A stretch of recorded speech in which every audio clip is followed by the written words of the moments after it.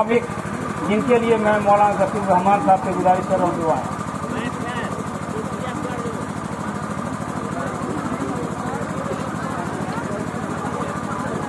ये बहुत छोटा है।